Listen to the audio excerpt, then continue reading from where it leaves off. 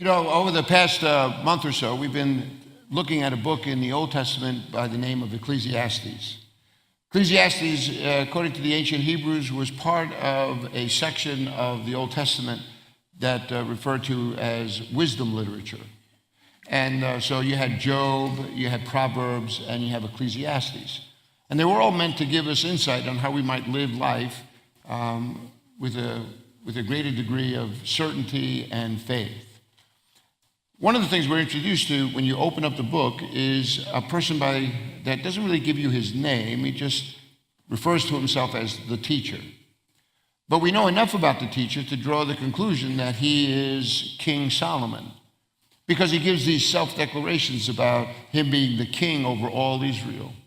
And so the nation of Israel, a unified nation, was only seen under the reigns of King David and King Solomon. It also talks about Solomon's wisdom, which the scriptures teach us, God had bestowed on Solomon a wisdom beyond his own ability. It talks about his wealth, his achievements, that they were unparalleled in all the world. He stood in a class all by himself. One of the things about Solomon, though, when you read Ecclesiastes, is you realize that here comes this book where it's at the end of Solomon's life, and now he's looking back and reflecting. And one of the things that he does is he asks himself a question. He says, what does a man gain for all his labor under the sun?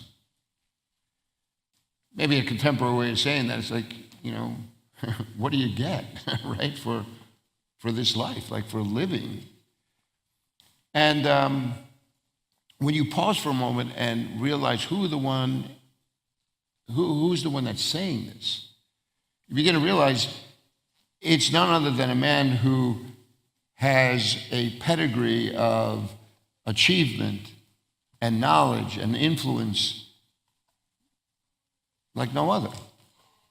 And he had his fair share of successes. And so when he looks back on all of that, you would expect that someone in his position would turn around and just talk about all his stuff and all the things that he's seen and everything, and in all these glorious terms that just seem to make you a little envious. But instead, when Solomon looks back on his life, he turns around and he says that it was like, and he uses a Hebrew word called hebel, and it means wind. It literally means wind, and figuratively, people have used that term to speak of something that's transitory. Doesn't seem to last. It's always changing. Wind like a cloud, a vapor that appears for a little while, and though it seems like it has substance, when you try to grab it, there's just nothing there. Your Bible's translated as meaningless, but it's far more faceted than just that one word. And so he turns around and he says, when I looked at my life, it seemed like it was so transitory, an illusion. It was like a chasing after the wind. And suddenly now the curtain is pulled back, and you get to see that in Solomon's life, what he's really saying is that there hasn't been anything that has just given me that sense of deep-seated peace and contentment. And he's looking for where he can find it. I don't think that's so far from all of us. We give our lives, man, to chasing after our ambitions. And you hope that in the end, maybe if I accumulate enough stuff, if I get enough achievement, if I do these things, then, there'll be this settledness in my life. And yet, the older you get, you realize how deceiving that is. Because it's always right outside of your grasp. You think you got it for a little while, and then all of a sudden it just seems to slip away. And so what Solomon has done is began to teach us in his book that he tried to find that in, as I said, in pleasure or whatever it is that brought a man happiness. He tried to find that in achievement, in accumulation. And then finally he came to this place where he says, and we looked at this last week, where he says, there is a season for everything, an activity for every activity under the sun. And he began to realize that in all the seasons of a person's life, God is present. And living in a broken world, we recognize that doesn't always present itself well. So he says in the book, right, there is a time to be born and there is a time to die. There's a time to weep and there's a time to laugh. There's a time to mourn, there's a time to dance. There's a time to plant, there's a time to uproot. You see, life has that, right? I mean, we'd all agree that there are those moments, man, you just wish you could live on the mountain. And then all of a sudden, there are some days you wake up and the mountain is on you. And so how do you navigate that? How do you live with the greatest sense of purpose? Well, see, that's what Solomon is writing this book all about. And so last week we recognized that he says in the midst of all those seasons, you need to come to recognize that God is in control of all of those seasons. That while we live in a broken world, God says, look, I'm the one that superintends all of this. And I promise you, even though sometimes it's a little difficult to see, I use all things together for the good of those who love me. So it's not just happenstance. It's like nobody, like somebody's gone, like nobody's paying attention, nobody's at the steering wheel. No, God says, I am there. Only sometimes you may not have that sense of confidence to see that.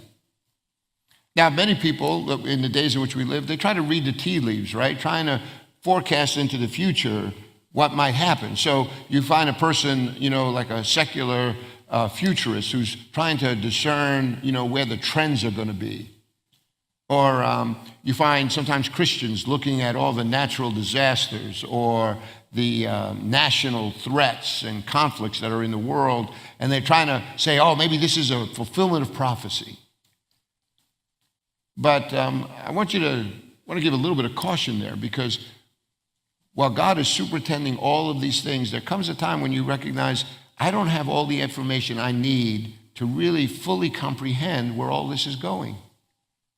And because I don't know where it's all going, it could lead me to a place of really like just an internal unrest, like a little bit of a turmoil. So what do I do with that? Where am I going to find this sense of peace? And that's where God is saying, no, I want you to look to me because I want to give it to you as a gift. And so I want to pick up where we left off on this thought of seasons. But first I want you to just hear some words from Jesus that are found in the Gospel of Matthew before we turn to looking at Ecclesiastes 3. In Matthew, Jesus is asked a question. In Matthew 24, the question is, what will be the sign of your coming and of the end of the age? And so Jesus answers this way. He says, watch out that no one deceives you. That's a pretty interesting kind of response, right? He's saying, what's going to be the sign of your coming? What's the sign of the end of the age? And he says, be careful that nobody deceives you, implying that we could easily be deceived. We could be led down a dead-end road, for instance. Because he adds, he says, I tell you that many will come in my name claiming that I am the Messiah. And he'll deceive many. You'll hear of wars and rumors of wars, but see to it that you're not alarmed. Now, wait a minute, like you hear of wars and rumors of wars, that's cause for alarm, right? And he's saying, yeah, but don't be alarmed that you think that the end is coming. He says such things must happen, but still the end is to come. Nation is going to rise against nation, kingdom against kingdom. There are going to be famines, earthquakes in various places. And then he adds this, he says, all these things are the beginning of birth pains. Those men in the room who have fathered children, right? You've been around your wife and those beginning of birth pains come, you know that there's a little bit of time left. And so here in your text, you begin to realize he's saying, look, all of these things that are happening in the world, don't let that bring such an alarm in your life. Don't let that be such a deception that you get carried off in some other directions. And then I'm going to put on the screen some of the counsel that he gives you in the same chapter. He says, you're going to be handed over to be persecuted, put to death. You'll be hated by all nations because of me. And you've seen that in the New Testament. Stephen is martyred. The Apostle Paul is imprisoned. Christians are chased out, of their homes. And we've seen it even in our day.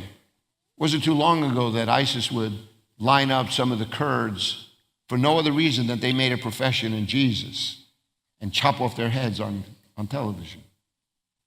It's happening all over the world, that kind of persecution.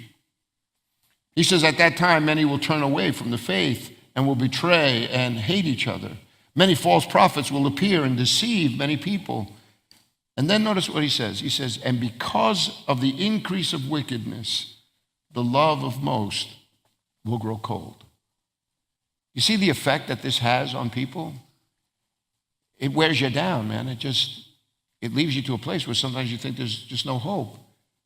And that constant barrage of this negativity has a way of insulating us. So there's no more joy, man. Don't you find that sometimes in our culture that we've reached some of those levels? Like, it just seems like you're just tired. You don't even want to listen to the news or turn to Facebook or anything. It's just this constant barrage. And so he goes on and he says, but he who stands firm to the end will be saved. And then he adds, this gospel of the kingdom will be preached in the whole world as a testimony to all nations, and then the end will come. So the end of the age is really predicated upon this message of God's kingdom being, propagated throughout the entire world. And who's going to do that? But those who have laid hold of this message. People who are now following after Jesus. That's why when Pastor Tim gets up there and talks about we want to be this church where we're helping to make disciples and be discipled, because we recognize that we're the ones that are going to go out into the world, and we let our light shine wherever we go. And the shining of that light is what eventually is going to bring people to a place where they come to know this truth that we find in Jesus. And hopefully in finding that truth, it begins to bring this sense of peace from within. Now,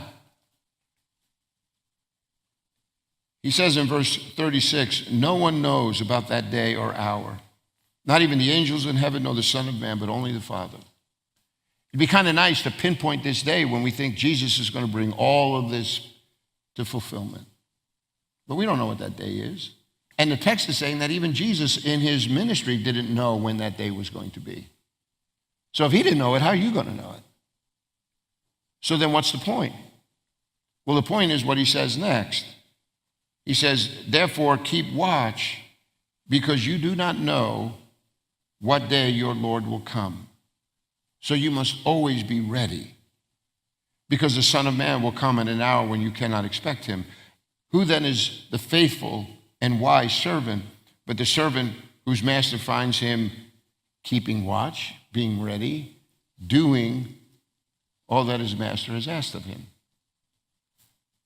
So now you and I, we live in this world. It's filled with so many different kinds of seasons. You're trying to get your arms around it so that you could raise families, you could have a strong marriage, you can find friends, make your way in your careers, provide, right? Enjoy some of this life while you still have it. But if we're all honest, there are some days that you just wake up and you see like, man, we are just fighting against the stream. It just seems like there's constantly this sense of brokenness all around us. And that's where we find today in this book, Ecclesiastes, Solomon is trying to say, look, there are all these seasons, but there are some glitches. Because even though I'm telling you that God is the one who's in charge of all the seasons, sometimes when you're living through those seasons, how many times will we find ourselves as you live through a season of weeping or mourning, right, or uprooting, you're saying to yourself, yeah, I don't like this season.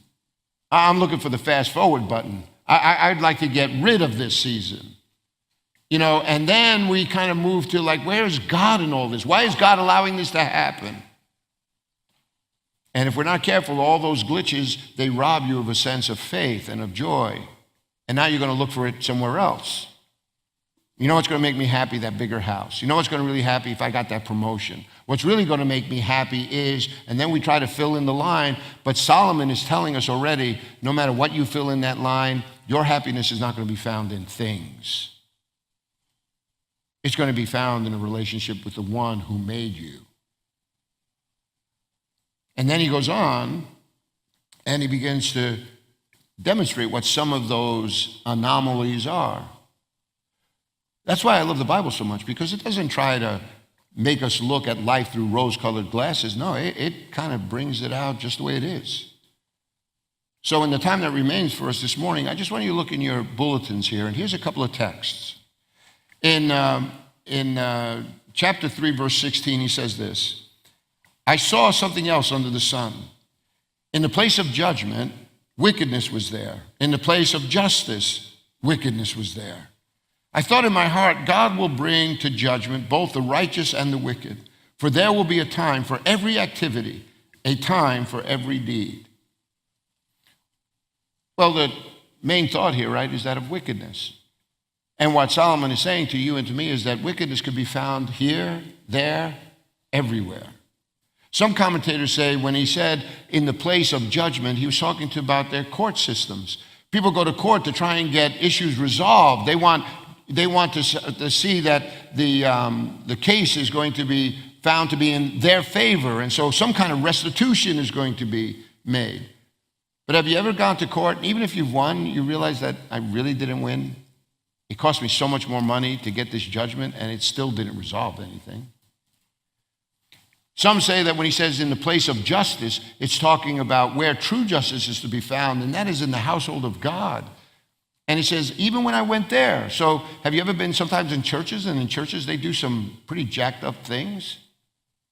And you're saying, I thought this was church. People aren't supposed to act like that. But even in the house of worship, even in the courts, there's wickedness. It's all around you. But what Solomon is saying, before you throw up your hands and say, what good is serving God? He says, I want you to recognize that God is going to bring justice. There is a time that he has appointed, and every deed under heaven is going to be judged here. No one is going to escape that. And he says that in that judgment, even for the righteous coming to know Jesus, it says that there is a sense of forgiveness. But the only thing that's uncertain is when that is going to be.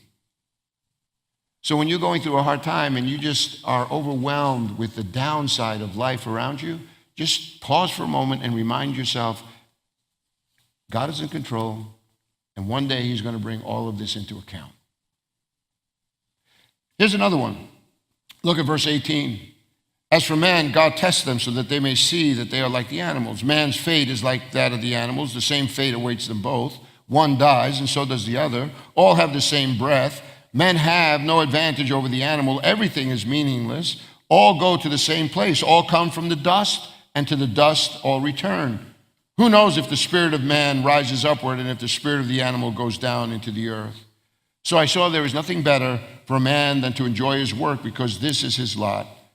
For who can bring him to see what will happen after him? See, what Solomon brings up is another one of those hiccups, right?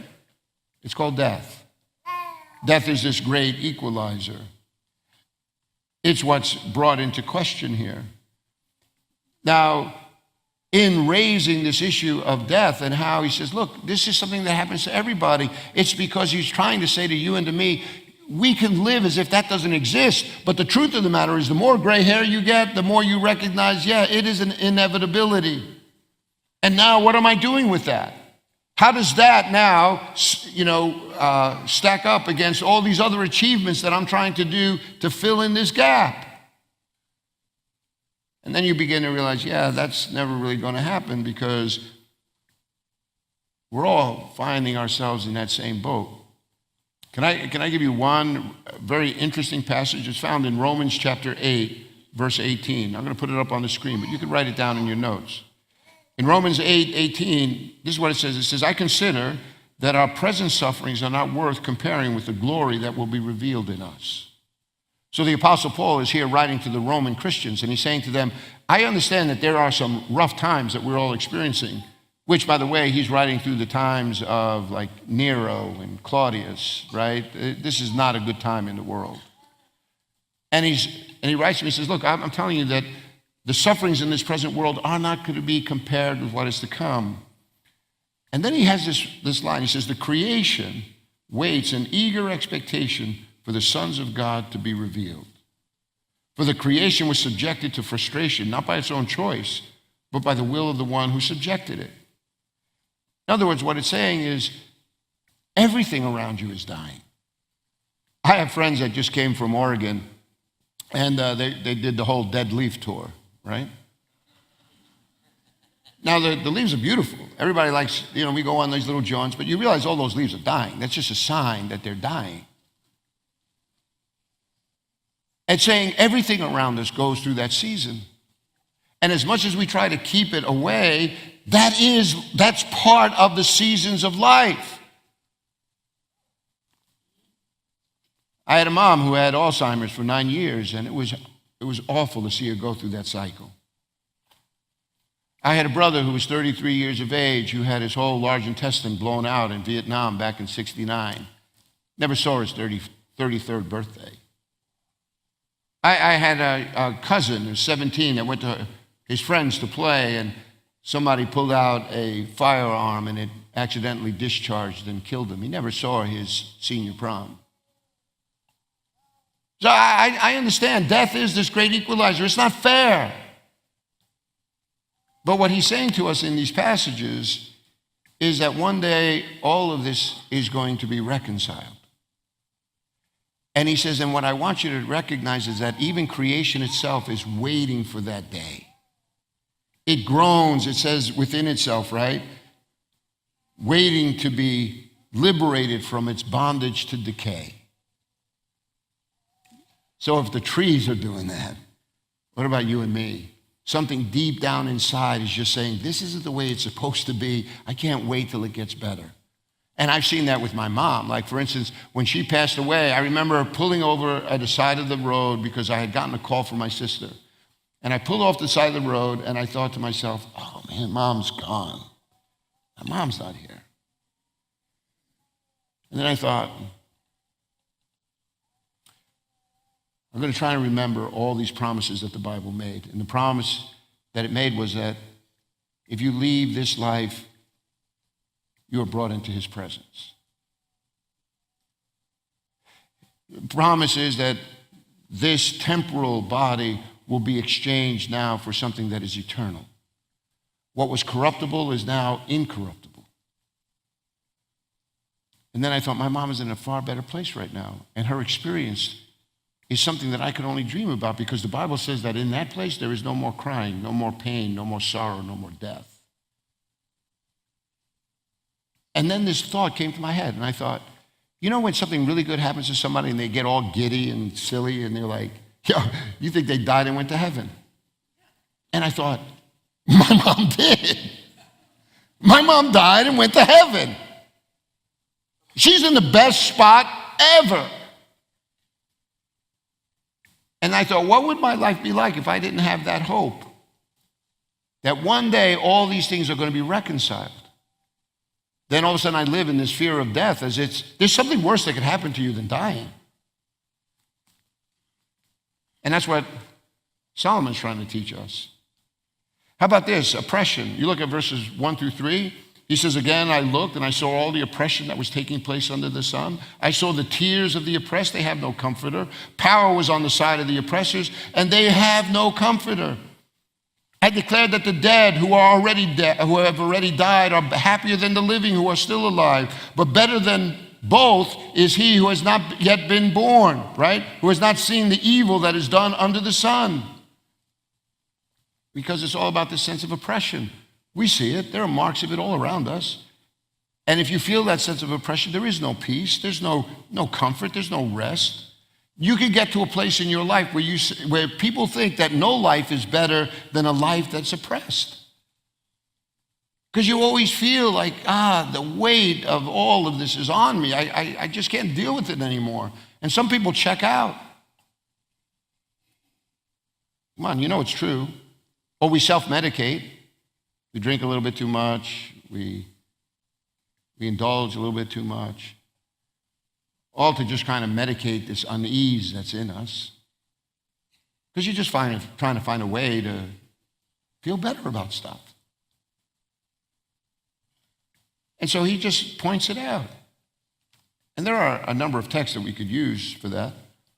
But then this one thing occurred to me. When you read the story of Jesus, when he starts off his ministry, it says that he came into this temple and he took the scroll of Isaiah and he unraveled it and he came to this place And he read this place where he says, that I have come to set the captives free, to release the oppressed, to proclaim the favorable year of the Lord. It was a hope that the nation of Israel held on to. It's like when we have the Lord's Prayer, we say, thy kingdom come, thy will be done on earth as it is in heaven, right? We're waiting for this fulfillment. And then Jesus, after he read that, he looked at the people and he said, this has been fulfilled in your presence. And so Jesus is basically saying, I've come to release those who are feeling this level of oppression. And how does he do that? But by putting his Spirit in you and reminding you that he will never leave you or forsake you, like that song that was just sung for us. And now you begin to realize, like, okay, whatever my circumstances are here, God is going to be a companion with me through this. So even though I may sense some of this oppression or see it around me, God is never going to leave me. And here's another truth. If that's why Jesus came and we're followers of Jesus, then shouldn't we be about that as well?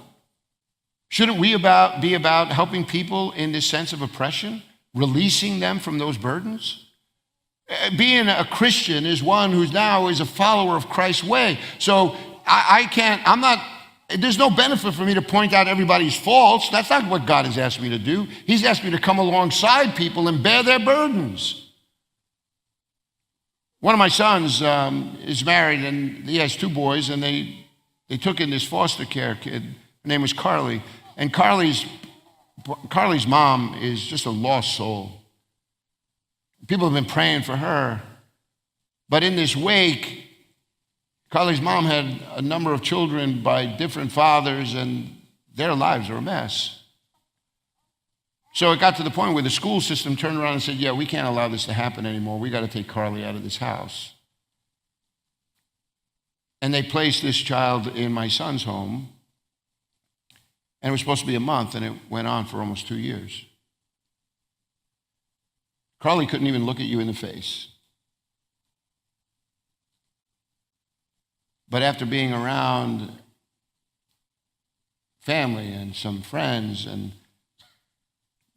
Carly started coming out of herself.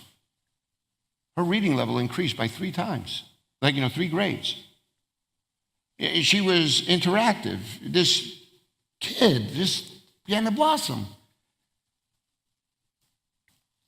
Can I tell you that that's what Christians are supposed to be doing? We're the light that's supposed to go into the darkness and penetrate that.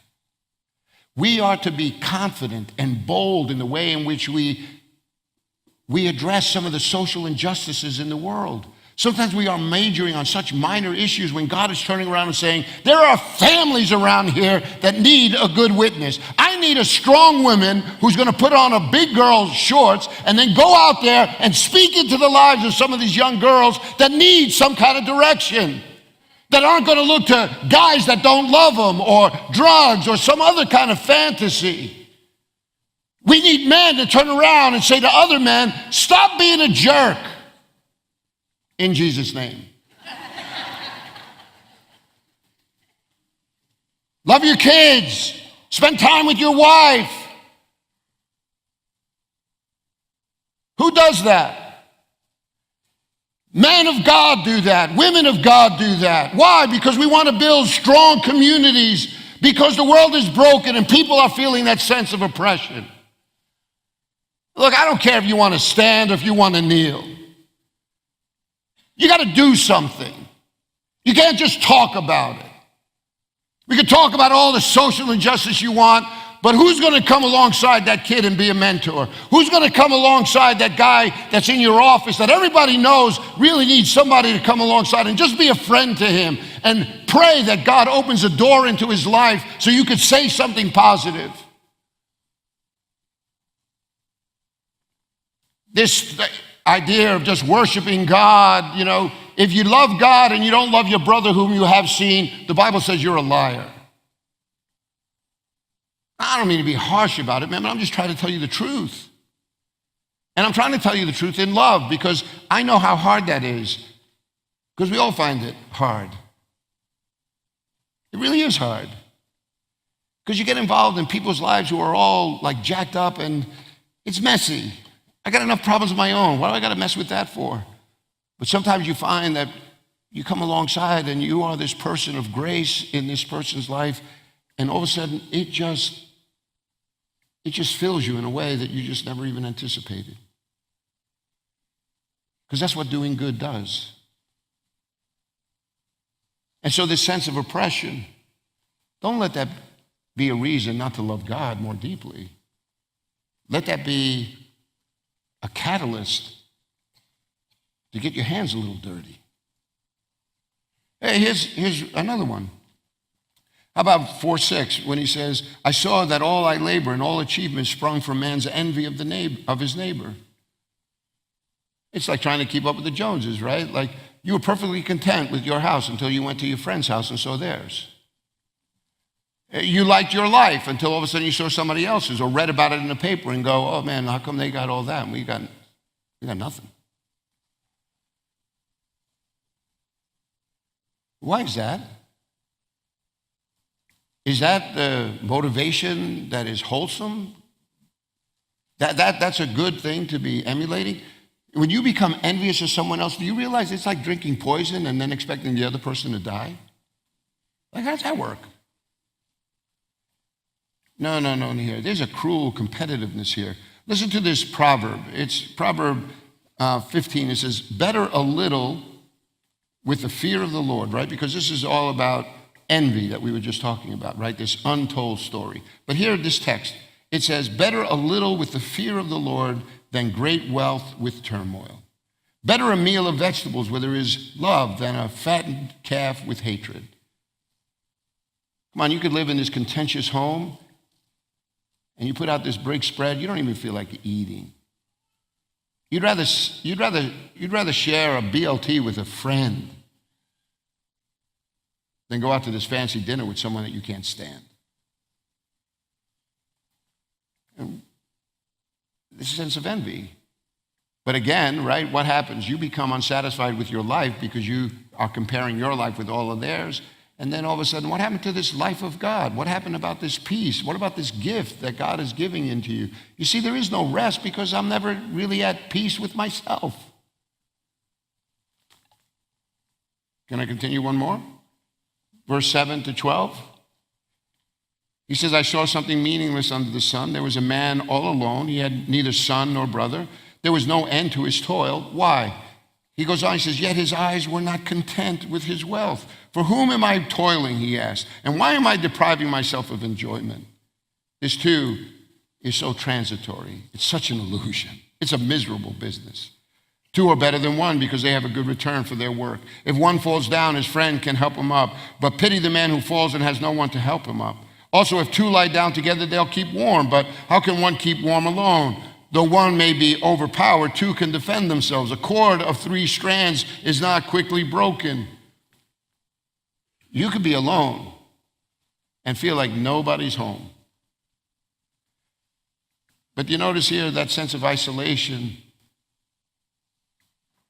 It's because there's no sense of companionship. There's no real sense of community.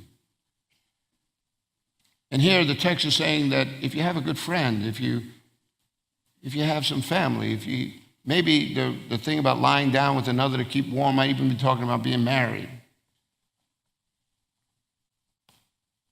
But a spouse will help, a friend will help, a community will help. Why? Because now you have someone to share life with. And all of a sudden you realize that you get a better return. You'll find help, you'll find comfort, you'll find safety, you'll find strength. All these things are better when you do life together. And then lastly, there is this summary where he says, better a poor but wise youth than an old but foolish king who no longer knows how to take warning. The youth may have come from prison to the kingship, or he may have been born in poverty within his kingdom. I saw all that who lived and walked under the sun followed the youth, the king's successor. There was no end to all the people who were before him. You get this picture? There is this young guy that just seems to rise, man. He's like the shining star. And all of a sudden he gets the attention of all the people around him, all this notoriety, and the next thing you know, he's like the king, and he's got all these people paying, attention to his every word and his leadership. It's like, yo, baby, I've arrived. I'm the king. But then notice what it says. But those who came after, right? Later, we're not pleased with the successor. And this too is meaningless, a chasing after the wind. Because that game of popularity, it's just a revolving membership. You could be today's hero and tomorrow's bum. Because we're not going to be long remembered. We do realize, like, fashions change, right? Like the trendy restaurant is no longer the trendy restaurant. Those platform shoes, not so much anymore. So think about it. Like so many of the cycles of life that you've lived through, you've seen it, done that. And so if I'm living my life for the sense of prestige and honor and all of that out here, do you realize it's so short-lived? So why at the center of my life am I pursuing something that is never really going to bring me that sense of fulfillment? Because I have to look a certain way, I have to act a certain way, I have to be seen in a certain crowd. When you live like that, honestly, man, there is no peace. And so can I just end this by just reminding us again that what Solomon is saying, in all the seasons of life, and there are many, and they are difficult, sometimes they could be a little wedge that keeps you from pursuing this life of faith. And he's saying, listen, don't let the wickedness of the world, don't let your own mortality or the oppression or the envy or the isolation or this constant pull for popularity, don't allow all of those things to get in the way from fixing your eyes on a God who says, I will make all things new for you. I will give you a peace that passes all understanding. If you just put on this yoke and learn of me, you will find rest for your soul. Just get off of that treadmill and start living this life of faith. Because in that place, you will find peace. Let's pray. Father, I want to thank you for these words, sobering words, that remind us again, Lord, that how easy life is when we place this level of contentment in the laps of others or in achievements or in accumulations. When we're alone in the quietness of our own thoughts, when our own life is being played back for us sometimes and we're feeling that sense of being overwhelmed, or we're disappointed that we're not in a better place or in better circumstances.